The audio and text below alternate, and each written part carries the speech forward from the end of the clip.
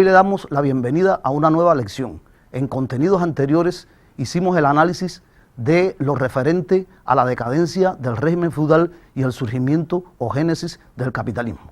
Hoy iniciamos una nueva lección que está relacionada con el Renacimiento y la reforma religiosa ocurridas en Europa.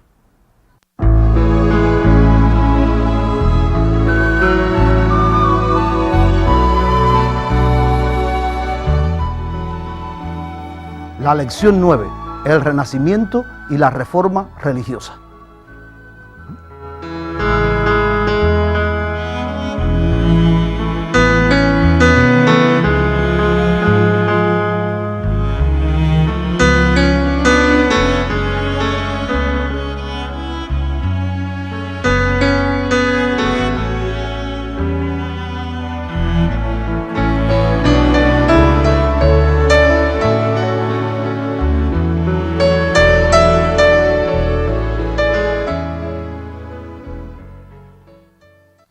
Si ya copiaron el título, empezamos la clase. El Renacimiento y la reforma religiosa fueron dos grandes revoluciones que la burguesía dio al mundo. Y es o constituye expresión de la crisis que se estaba viviendo en el régimen feudal. Para profundizar en lo relacionado con el Renacimiento, les ofrecemos un material fílmico al respecto. Algunos problemas atrás dije que la Edad Media la había inventado el Renacimiento, pero el Renacimiento se inventó solo. Eso no significa que la gente de los siglos XIV o XV hayan conjurado ese término, pero actuaban como si pudiesen llegar a hacerlo en cualquier momento porque se sentían muy entusiasmados por cuanto ocurría a su alrededor. Parte de lo que ocurría era ese mismo viejo desorden de antes y después. Guerras, injusticia, violencia, miseria. Lo que nosotros denominamos Renacimiento, después de todo, abarcaba del siglo XIV al XVI. Así que se sobrepuso con el final de la Edad Media durante más de un siglo. Pero había una diferencia importante. Existían serios problemas económicos, pero había más emprendimiento, más riqueza, más comodidad en el Renacimiento y también más competencia en el conspicuo consumo originado por la riqueza y la comodidad. Y una forma de consumo que se remontó fue en especial la cultura. La cultura que adoraba y perseguía la antigüedad con extraordinaria urgencia y pasión. Su literatura y arquitectura y artes visuales se encumbraron y sus logros hicieron que los contemporáneos sintiesen que vivían en una época en la que los hombres se hallaban al fin camino de reconquistar la grandeza de la antigüedad, esa antigüedad contra la cual Occidente se había enfrentado durante un milenio. Si somos objetivos, Occidente había estado restaurándose por lo menos desde el siglo XII. Las grandes catedrales no habían aguardado al siglo XIV. Y las generaciones anteriores habían traducido a los griegos que estudiaban la filosofía y las leyes de la naturaleza y realizaron mejoras tecnológicas. En el siglo XIII, la construcción de chimeneas mejoró y la calefacción fue más accesible, posibilitando de ese modo que también mejorase la privacidad. La chimenea probablemente influyó en el arte de amar más de lo que lo hicieron los trovadores y fomentó más individualismo que el que fomentaron los filósofos renacentistas. Y sin otro invento contemporáneo, las gafas, probablemente habríamos tenido menos filósofos de todos modos. Entre otros inventos del siglo XII estaba la rueca, que no solo abarató el hilado, sino que además introdujo el empleo de una polea para transmitir fuerza motriz. La carretilla, que redujo a la mitad la cantidad de personas necesarias para acarrear pequeñas cargas, reemplazando al hombre delantero por una rueda. Y hasta el botón, que revolucionó la historia de la vestimenta. Así que la Edad Media con frecuencia fue innovadora y muy productiva. Pero lo que más cambió en el siglo XIV fue el estado de ánimo. Quizás porque se estaba haciendo menos por la gloria de Dios y más por la gloria del hombre. Se puede observar esto en los libros, en los que el renacer del latín y del griego antiguos reviven la creencia griega del hombre como medida de todas las cosas e introducen ideas subversivas de una vida sin trabas religiosas.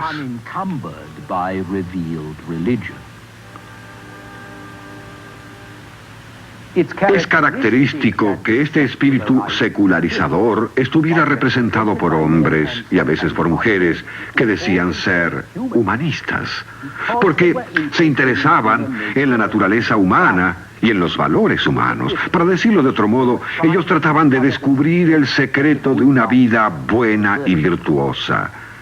Y pensaban que podían encontrarlo no en los siglos recientes, donde ningún modelo parecía adecuado, sino mirando hacia atrás en la antigüedad.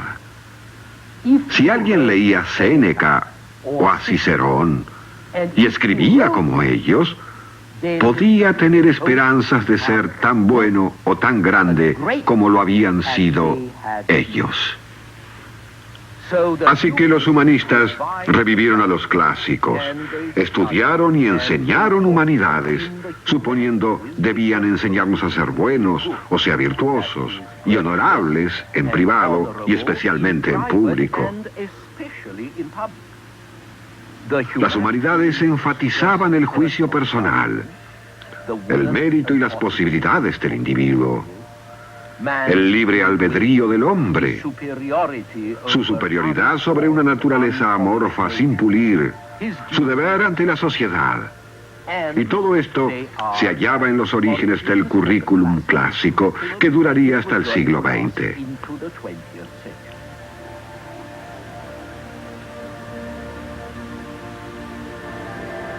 El típico humanista del Renacimiento fue un hombre de letras profesional. Hoy sería un profesor. Al igual que a muchos profesores, a un gran número de humanistas les interesaba principalmente perder tiempo en pequeñeces o repetir frases aprendidas. Pero también, al igual que muchos profesores, los humanistas querían preparar a sus estudiantes y lectores para actuar con más sabiduría en la vida. Idealmente, la mayoría de estos estudiantes serían príncipes o cortesanos, u hombres y mujeres que gozaban de cierto poder, y por supuesto, debían educarlos porque tenían que aprender latín. Uno de los más famosos humanistas del Renacimiento fue un monje holandés, Desiderio Erasmo, quien vivió desde 1466 hasta 1536. Cuando no estaba redactando textos, Erasmo se dedicaba a enseñar moral y cultura, buenos modales, sentido común, urbanidad y las virtudes cristianas, todo lo cual escaseaba bastante en la época, como ocurre hoy en día.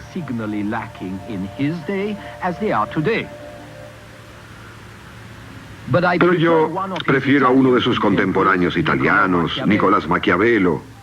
Maquiavelo era un hombre menos erudito, pero más propenso a pensar por sí solo. Y lo que esto produjo, lo pueden ver leyendo su pequeño libro El Príncipe.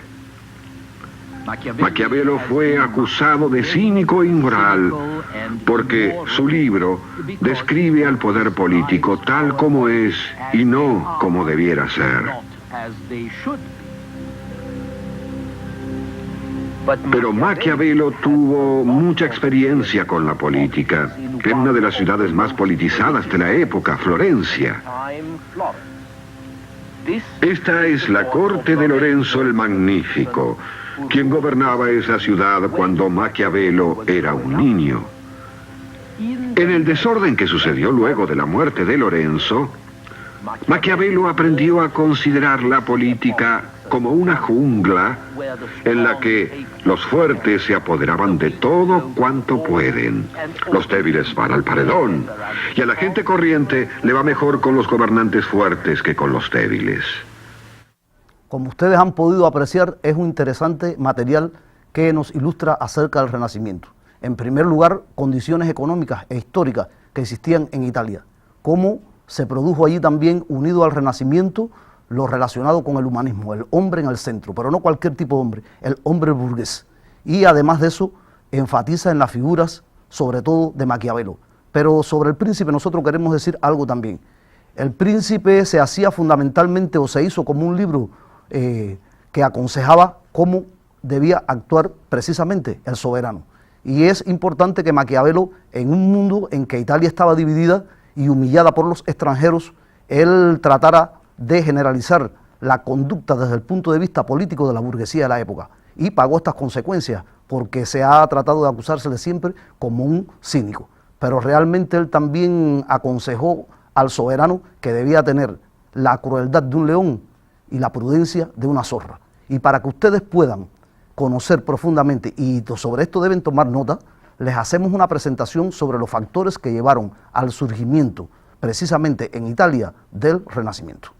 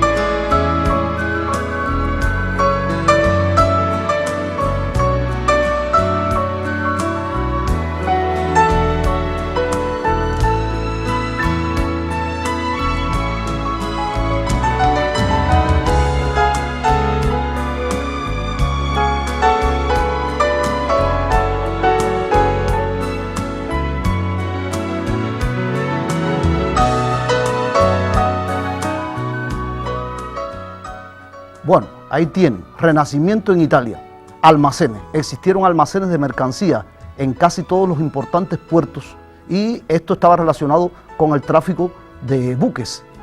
Allí en esas mismas ciudades que ya ustedes han estudiado, como por ejemplo Venecia, Génova, etc., los mercados eran bulliciosos por el gran tráfico mercantil. Pero este tráfico mercantil no solamente estaba relacionado con las mercancías que se traían desde el exterior, sino además con los talleres manufactureros que existían en esas ciudades. Y esto llevó a que la vida económica de las ciudades italianas fuese muy dinámica, muy activa, y todas estas condiciones condujeron precisamente al Renacimiento. Es necesario señalar también que estos hombres visitaban muchos lugares y por tanto, fundamentalmente de origen burgués, se preocupaban por el desarrollo de la cultura y tenían en cuenta también el conocimiento de los idiomas. Es decir, mercancías, idioma, cultura fueron elementos clave para que precisamente Italia fuese la cuna del Renacimiento y especialmente la ciudad de Florencia.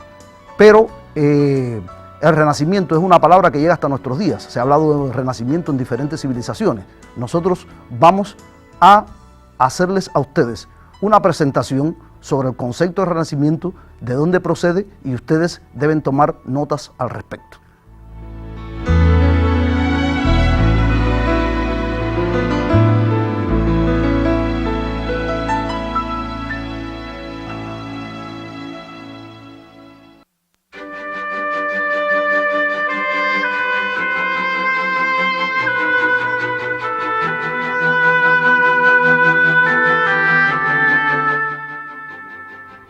Por tanto, el Renacimiento proviene de las palabras italianas rinascula, rinovatio. Se iba atrás, a la cultura grecolatina, a la cultura tanto de Grecia en los tiempos clásicos como el helenismo, como a la cultura de Roma en los tiempos de la República y del Imperio. Quiere decir que el hombre, para crear una cultura nueva, iba hacia atrás, hacia un pasado brillante. Y esta cultura había estado durante 1000 años, es decir, durante 10 siglos, dentro de los monasterios. Los monjes habían copiado durante mucho tiempo los libros más importantes del periodo de la antigüedad clásica, es decir, por ejemplo, las obras de Virgilio, pero también de la gran filosofía. Y este movimiento del Renacimiento no fue solamente privativo de Italia, sino que se extendió a otros lugares, a otros países, y por tanto nosotros ponemos a disposición de ustedes un esquema sobre esta extensión del Renacimiento como revolución de carácter cultural.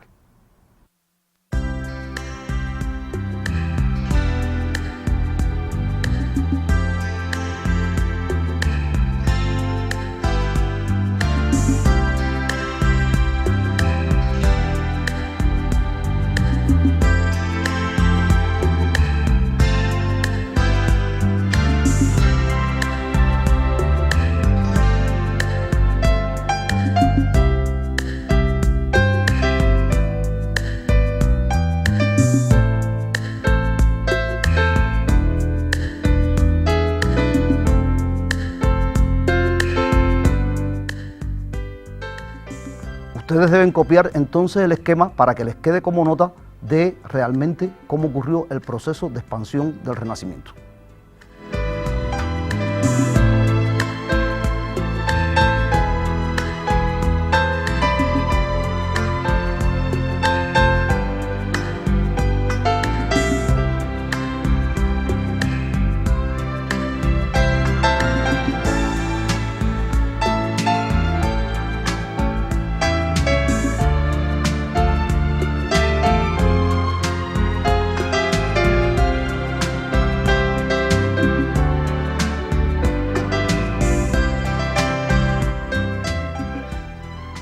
Por tanto, fue un movimiento cultural que nació en Italia y se extendió a todo el resto de Europa, es decir, a Alemania, a los Países Bajos y también a España. Se retomaba la cultura grecolatina como un elemento clave para llevar a cabo el renacimiento o el surgimiento de una nueva cultura, pero con un contenido burgués, es decir, se iba a lo clásico, se iba a la grandeza de la cultura de los tiempos de Grecia y de Roma. Y esto lo realizó, ¿quién precisamente? La clase burguesa. El arte, la ciencia y la literatura son expresiones de este fenómeno. El hombre se ponía a sí mismo, el hombre burgués, en el centro de todo. Y esto era sumamente importante. Se representaban santos y vírgenes, pero más cercanos a lo humano, más reales. Y eso evidencia la confianza que tenía el hombre en sí mismo.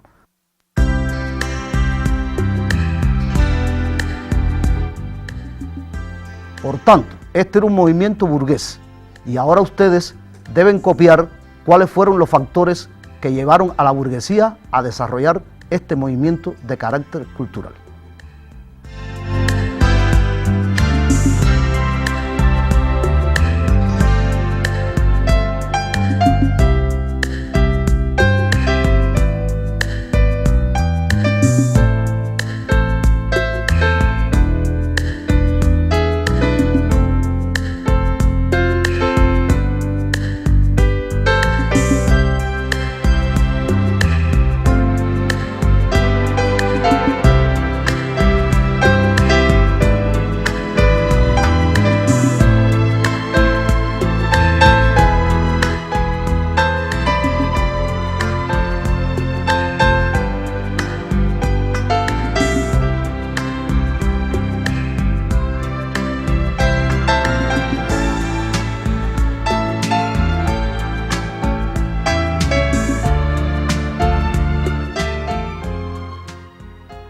La burguesía quería tener cada vez más riquezas y esto estaba relacionado con el comercio y con el desarrollo de las manufacturas. La conquista del mundo es decir, obtener nuevas colonias donde encontrar grandes cantidades de riqueza, que está relacionado precisamente con el recuadro de arriba, la producción e intercambio de mercancías en todos los continentes, pero también dominar la naturaleza a través de la ciencia, y esto chocaba precisamente con la Iglesia Católica, con la religión cristiana. Hallar nuevas fuentes de riquezas donde fuese, es decir, en África, en América o en Asia, y estas fuentes de riqueza estaban relacionadas con el oro, nuevos productos que precisamente venderían en Europa. Todo esto llevaba y estaba estrechamente relacionado al arte renacentista. Pero este arte renacentista, como habíamos nosotros señalado anteriormente, expresaba la confianza del hombre burgués en sí mismo, porque había triunfado en la sociedad, porque triunfaba cada vez más. Y por tanto, las más importantes imágenes de los pintores del período evidencian cómo eran representados los santos y las vírgenes relacionadas con la realidad, en la realidad en que quería el hombre. Y para eso ponemos a disposición de ustedes la pintura La Última Cena de Leonardo da Vinci, uno de los más grandes pintores del período.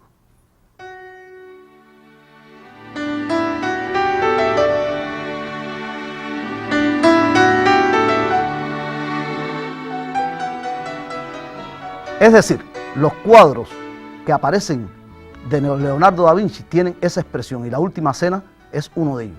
Es decir, están representados los apóstoles, pero estos apóstoles son más humanos, son más cercanos a la realidad. No es el único cuadro donde se puede apreciar la técnica, el nivel que alcanzaron estos grandes maestros del Renacimiento. Leonardo da Vinci también posee otra pintura muy famosa, y esta es precisamente la Mona Lisa, que también ponemos a disposición de ustedes.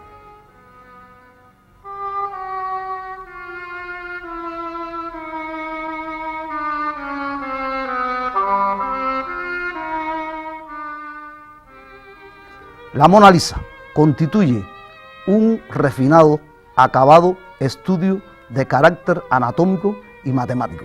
Es decir, que se encuentra actualmente en el Museo del Louvre en París, y ha hecho muy famoso precisamente a su autor. Se han emitido numerosas hipótesis acerca de la identidad de este modelo con sonrisa misteriosa. Se trata muy probablemente de Mona Lisa, que entonces tenía 20 años de edad, esposa de Francesco Giocondo, un notable florentino. Este cuadro fue ejecutado durante la segunda estancia de Leonardo en Florencia entre 1500 y 1506 para el marido de la Gioconda, o, como algunos han sugerido, para Julián de Médicis, supuesto amante de Mona Lisa. Desde entonces, el cuadro ha fascinado e inspirado a numerosos artistas. Ha adquirido el valor de tipo ideal y representa el símbolo de la armonía del ser humano y de la naturaleza. La obra está construida según un esquema triangular. La cúspide del triángulo está marcada por la parte superior de la cabeza, y las dos otras corresponden a los codos apoyados sobre los brazos del sillón. Leonardo coloca el cuerpo de la joven de una forma bien particular. El busto está visto de 3/4, con un hombro y un brazo más hacia adelante. El rostro se torna más hacia el espectador y los ojos lo miran de frente. Así, Leonardo obtiene el efecto de un movimiento sutil de rotación del personaje que parece volverse suavemente hacia el espectador. Las horizontales del apoyo del sillón, en primer plano, y del balcón de la loggia aportan líneas tranquilizadoras que equilibran el conjunto, todo curvas y suavidad.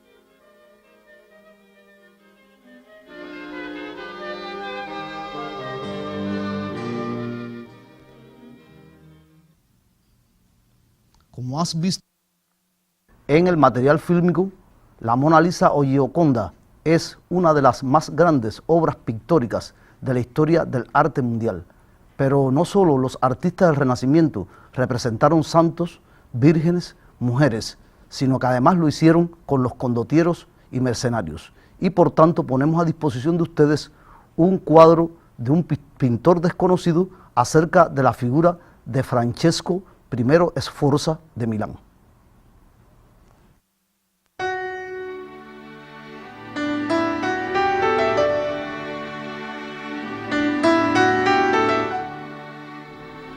Ustedes pueden apreciar en esta pintura firmeza y resolución en la figura de Francesco Sforza. Este fue un mercenario que se apoderó por la fuerza de la ciudad de Milán. Los mercenarios combatían a favor de las ciudades, eran llamados allí en las luchas intestinas que había en Italia y les pagaban por ello, pero estos mercenarios son completamente diferentes a los de la actualidad, porque eran hombres cultos. Francesco I Sforza creó una dinastía, pero además hubo otros mercenarios importantes, y entre ellos está la figura de Gatamelata.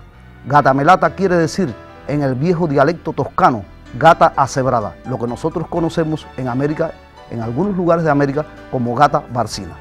Fue descendiente de mercenarios y él también desarrolló esta función.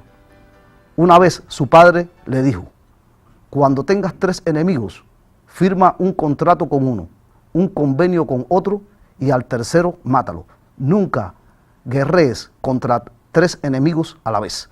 Pero el Renacimiento, que es una de las más grandes revoluciones del período y que no fue la única, tuvo también estrecha relación con otra gran revolución, y esa es precisamente la reforma religiosa. La reforma religiosa. Nosotros les presentamos un esquema acerca de las causas de este gran fenómeno y que ustedes deben copiar.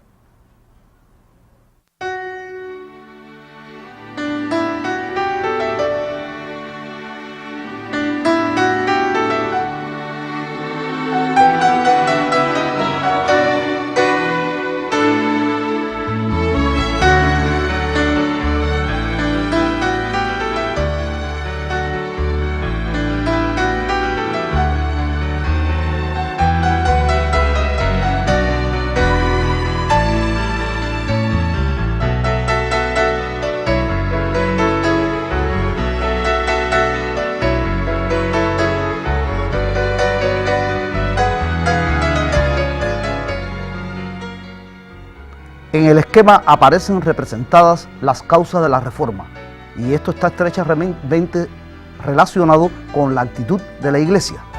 Es decir, ella acumuló enormes riquezas, pero no solamente acumuló grandes riquezas en tierras, sino en edificios, en oro, en lujo. Y esta riqueza la adquirió sobre la base de sus enfrentamientos o de la explotación con respecto a los campesinos, que tenían que pagar el diezmo, es decir, la 10ª parte de lo que obtenían y otros impuestos. Pero además, para entrar al cielo, como se señalaba por parte de la Iglesia, había que pagar dinero, es decir, la venta de indulgencia. Usted podía cometer toda clase de pecados y pagando un dinero a la Iglesia podía entrar libre de ellos al cielo. Ese era el cobro de indulgencias. La Iglesia se enfrentó también a la burguesía y cobraba impuestos, se enfrentaba a ella y la acusaba de usurera, cuando la Iglesia también participaba activamente en la usura. Pero además se enfrentó a la ciencia y en este caso a figuras como Copérnico, Galileo Galilei, Giordano Bruno, Miguel Servet, etc. Aunque Miguel Servet corresponde fundamentalmente al enfrentamiento con el calvinismo, que es a la reforma, valga la aclaración. Hubo un control ideológico también de la sociedad. En Europa, a partir del siglo XII, se crearon las universidades importantes, como por ejemplo Lovaina en los Países Bajos, la de Salamanca en España, la Universidad de la Sorbona en París, Cambridge y Oxford en Inglaterra. Allí se impartían teología como una de las asignaturas importantes, lo relacionado además con medicina y otras como oratoria. Pero ustedes pueden comprender entonces el enorme control que tenía la Iglesia en este periodo. Pero todas estas contradicciones llevaron indudablemente a que se produjera un hecho histórico de gran importancia como es la Reforma, y además de eso, el iniciador de este proceso fue Martín Lutero, un alemán. Precisamente en Alemania existían condiciones extremadamente difíciles y en las contradicciones con respecto a la burguesía, los campesinos y los señores feudales. Por tanto, Lutero, que era una figura, Martín Lutero, que era una figura importante, que había estudiado teología y que trabajaba precisamente en la Universidad de Wittenberg, una ciudad muy importante de Alemania y que estaba relacionada con los príncipes fundamentalmente de Sajonia. Clavó 95 tesis en la iglesia de Wittenberg y a partir de ahí, con lo que él planteaba en esas tesis, comienza la reforma. Ahora ponemos a disposición de ustedes una lámina acerca de Martín Lutero.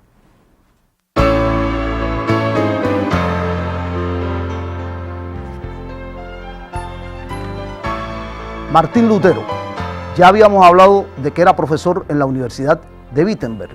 Él orientaba fundamentalmente en sus tesis o en los 3 libros que escribió, en primer lugar, no pagar indulgencias a la iglesia. Por otro lado, confiscar sus posiciones y no obedecer a la Iglesia Católica. Aquí estaría en el centro, ¿no?, de las 3 tesis fundamentales. Cada cual en Alemania y en Europa interpretó las tesis de Martín Lutero de acuerdo a los problemas que tenía con la Iglesia. Esto es importante para poder comprender todo lo relacionado con este periodo. A partir de la reforma religiosa llevada a cabo por Lutero, en Alemania, esta se extendió a otros lugares. Por tanto, nosotros les hacemos ahora una presentación de un esquema que deben copiar para que comprendan cómo este fenómeno religioso reformador se extendió a casi todos los lugares donde ya la burguesía había aflorado como una clase social emergente.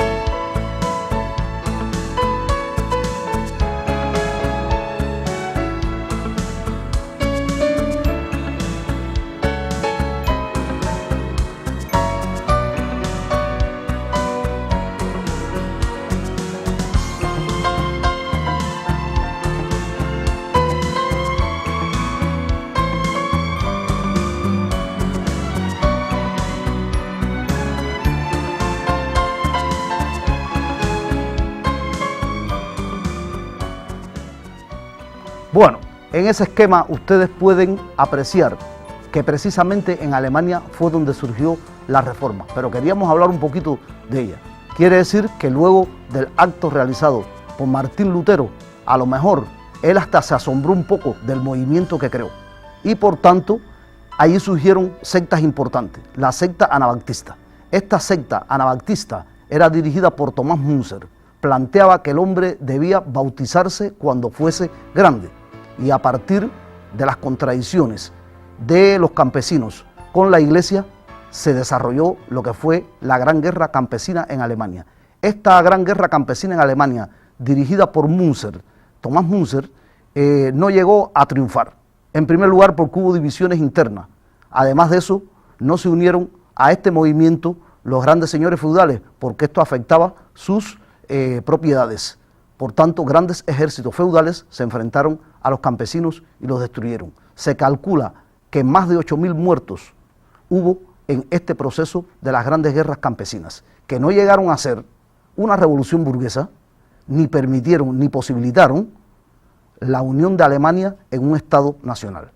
Pero además de eso, en Escocia se desarrolló, por ejemplo, el calvinismo y la iglesia presbiteriana, es decir, que llegó hasta allí. ¿En qué consistió el calvinismo? El calvinismo había surgido precisamente en Suiza, aunque su creador fue precisamente Juan Calvino, que era francés. El calvinismo es la más burguesa de todas las religiones de este periodo, que también se conoce como Reforma o también como Iglesia Protestante. Tomó precisamente gran fuerza en Suiza porque precisamente en ese lugar ya se había creado una república burguesa, es decir, que existía el ambiente burgués necesario para poder desarrollar esta actividad. El calvinismo ejerció una gran fuerza y penetró en Inglaterra. Ahora, es importante también en el caso de Inglaterra que se desarrolló allí la iglesia anglicana, que es una variante también de esta reforma. Enrique VIII, el rey de Inglaterra, separó la iglesia de ese país de la iglesia de Roma y confiscó enormes propiedades de tierras que puso en manos de los favoritos. Pero en este país surgieron otras iglesias contestatarias a la anglicana y a la católica, como por ejemplo los puritanos.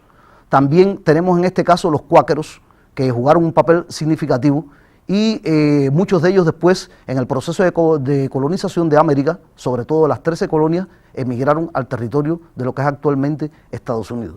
En el caso de Francia, el calvinismo penetró con fuerza, y allí a partir de un castillo llamado Saint-Ouen se creó una importante variante del calvinismo, que fueron los hugonotes. Estos hugonotes eran muy importantes para el desarrollo del capitalismo en Francia. Es decir, tenían grandes manufacturas, eran burgueses y tenían barcos. Intentaron hacer colonizaciones en América, pero la iglesia allí prestaba una gran cantidad de dinero al Estado, y entre los reyes y la iglesia católica destruyeron el movimiento hugonote. Estos hugonotes salieron huyendo de Francia, se ubicaron en Holanda y también en Inglaterra. En el caso de los Países Bajos, el calvinismo tomó una gran fuerza también. Y esto tuvo una expresión, porque el calvinismo como religión o como variante del cristianismo tiene una expresión de carácter burgués. Y por tanto, si los Países Bajos eran colonia o una provincia de España, hubo un enfrentamiento, pero el enfrentamiento entre los protestantes calvinistas de los Países Bajos y de España tenía debajo un trasfondo desde el punto de vista económico. Es decir, los Países Bajos desarrollaban activamente las manufacturas y el capitalismo, y España era católica y fuertemente feudal.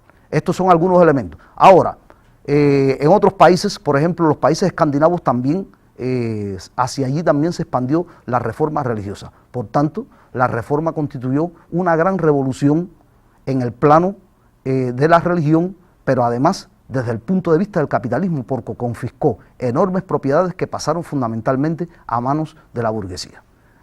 Esto es sumamente importante para comprender la tremenda reacción del papado y de los países donde había monarquías católicas con respecto a la reforma religiosa. Por tanto, ponemos a disposición de ustedes, y para que lo copien, un esquema sobre la contrarreforma.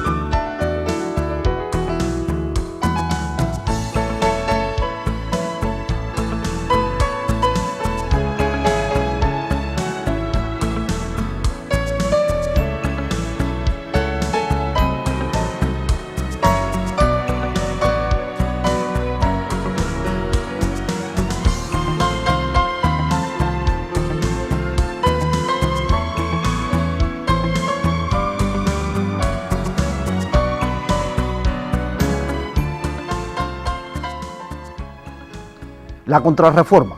A partir del año 1545 se celebra el Concilio de Trento.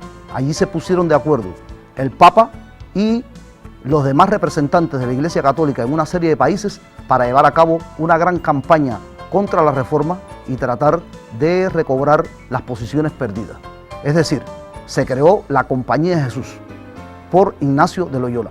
Los jesuitas, como se les conoce también, fueron creados por este soldado, porque realmente Ignacio de Loyola era un soldado y además él mismo se catalogó como un soldado de Dios. Tenía una herida en una pierna de batallas llevadas a cabo en Europa y se consagró definitivamente a la lucha contra la reforma. La Compañía de Jesús llegó a tener un enorme poder en Europa. Realizó atentados, tenía manufacturas, flotas, llegó a penetrar profundamente en la gobernación del Paraguay en América y además de eso tenía un gigantesco control de lo relacionado con la cultura. En América fundó universidades, etc. Pero esta contrarreforma, como es natural, tenía una gran fuerza en Italia. España se puede decir que fue el soldado más grande que tuvo la contrarreforma y se reactivó, en este caso, el Tribunal de la Santa Inquisición. Los españoles, como nadie, combatieron con fuerza a la reforma y combatieron a la reforma en el caso de la provincia de los Países Bajos. Esto es importante para comprenderlo. Pero otros países, como por ejemplo Polonia, también permaneció en el catolicismo. En el caso también de Irlanda, Portugal es un país profundamente jesuita y esto evidencia que en los lugares donde la burguesía era más débil fue donde triunfó la contrarreforma. Estos son elementos clave que nos evidencian que a pesar de todas las cosas y al final hasta el mismo catolicismo tuvo que adaptarse, tuvo que reformarse un poco, ¿no? Desde el punto de vista de estar de acuerdo con las nuevas condiciones del capitalismo. Esto es muy importante para comprender todo lo que hemos analizado hasta aquí de estas dos grandes revoluciones. Una, el Renacimiento, que abarcó el plano de la ciencia, la cultura general, el arte pictórico, arquitectónico, la literatura, y además de eso permitió el surgimiento de dos importantes idiomas nacionales. En el caso de Italia, cuando Dante escribe en el viejo dialecto de Toscana, el dialecto de Toscana se convierte precisamente en el idioma italiano. Pero además, en el caso de Martín Lutero, cuando traduce la Biblia al dialecto de Turingia, este dialecto se convierte en el idioma nacional de Alemania. Es decir, hemos estudiado hasta aquí dos grandes revoluciones que ustedes han podido comprender y que son expresión de la crisis precisamente de ¿qué? Del feudalismo y del auge, en este caso, de las relaciones de producción capitalistas, de la descomposición del régimen feudal. En próximas lecciones nosotros continuaremos con el estudio del capitalismo o de las relaciones de producción capitalista, específicamente con una nueva revolución, que son los viajes de descubrimiento geográfico. Por tanto, les damos la despedida y continuaremos en una nueva lección.